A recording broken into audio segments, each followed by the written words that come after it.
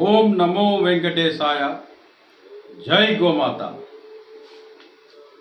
ప్రపంచంలోనే అతి పెద్ద ధార్మిక క్షేత్రం ఏది అంటే అది తిరుమల తిరుపతి దేవస్థానం.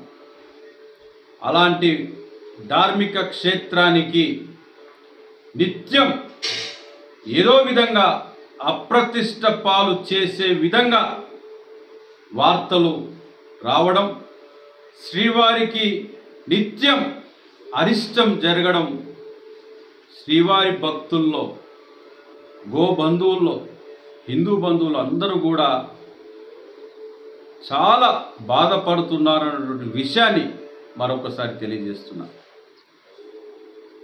ప్రపంచంలో శ్రీవారి భక్తులు అందరూ కూడా చిన్న వార్త టీటీడీలో ఏమైనా జరిగితే సెకండ్స్లో ప్రపంచవ్యాప్తంగా తెలిసిపోతున్నటువంటి ఇప్పుడున్నటువంటి సోషల్ మీడియా మాధ్యమం ద్వారా ఈరోజు తిరుమల తిరుపతి దేవస్థానం స్వామివారి పాదాల చెంత టీటీడీ ఆధ్వర్యంలో నడుస్తున్నటువంటి ఎస్వి గో సంరక్షణశాలలో గోవులు మరణిస్తున్నాయి అని పదే పదే చెప్తున్నప్పటికీ కూడా ఈ సమస్యకి పరిష్కరించాల్సినటువంటి పాలక మండలి సభ్యులు, పాలకులు ఆ దిశగా ఆ సమస్యని పరిష్కరించకుండా పైకి అబద్ధాలు మాట్లాడుతూ నెలకి 15 గోవులు ఖచ్చితంగా చనిపోతాయని డిక్లేర్ చేసేస్తున్నారు.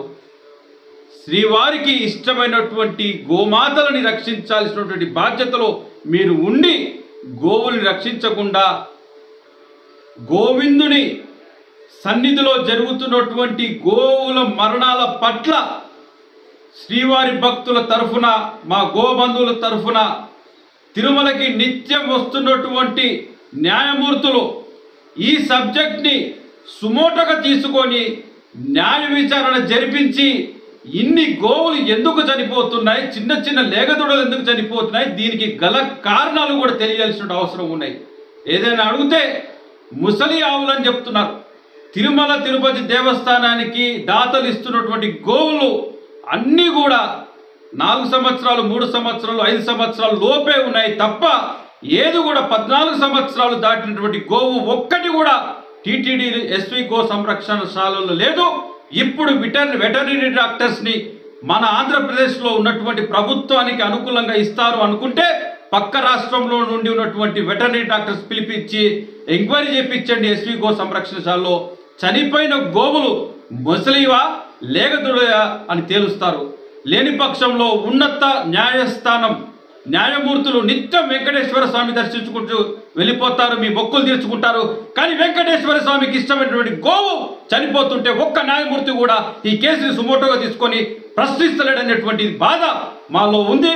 ఖచ్చితంగా వెంకటేశ్వర స్వామి సాక్షిగా చెప్తున్నాను, ఇప్పటికైనా ఈ వీడియో ద్వారా హైకోర్టు న్యాయమూర్తులు, తిరుమలకు వస్తున్నటువంటి న్యాయమూర్తులందరినీ కూడా విజ్ఞప్తి చేస్తున్నా, మీరు తిరుమల ఎస్వి గో సంరక్షణశాలలో గోవులు ఎందుకు చనిపోతున్నాయి, చనిపోవడానికి గల కారణాలని బయటికి తీయాల్సిన బాధ్యత మీపై ఉన్నది.